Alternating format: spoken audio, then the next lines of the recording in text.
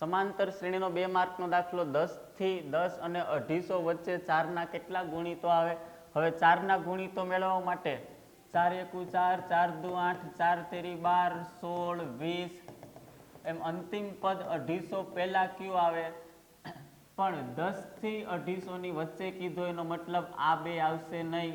8 અને 4 તો 10 થી નાના છે, તો પહેલું પદ 12, બીજું 16, 20 અને અંતિમ પદ જો 250 ને હું 4 વડે ભાંગું તો 4 છક 24, 1 અને મીંડું 4 2 8, શેષ વધે છે એટલે ઘટાડવા પડશે. 49માં ભાગ નહીં હાલે. 48, 6 4 24, પછી 8 ઉતરે અને 4 દુ 8 બરાબર અંતિમ પદ થાય 248. અને 4 વડે ભાગી શકાય એટલે 4 નો ગુણિત કહેવાય.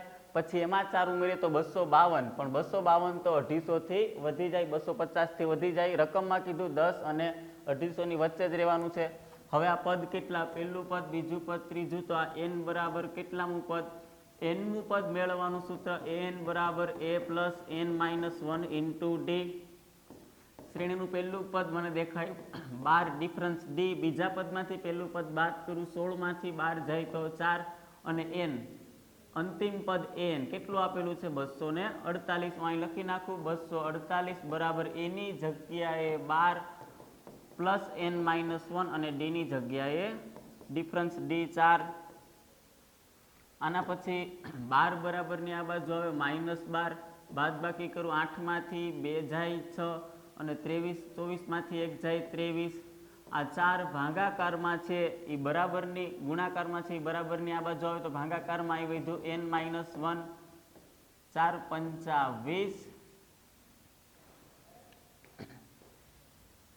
8 માંથી 2 જાય તો 6, અહીંયા 36, 4 પંચા 20, 3 અને 6 36, 4 નવા 36. 59 બરાબર n માઇનસ 1 અને માઇનસ 1 ઓલી બાજુ જાય +1 એટલે કે n બરાબર 60. કેટલા ગુણિતો હોય ટોટલ? તો કે 60 ગુણિતો હોય. 10 થી 250 ની વચ્ચે 4ના 60 ગુણિતો આવે.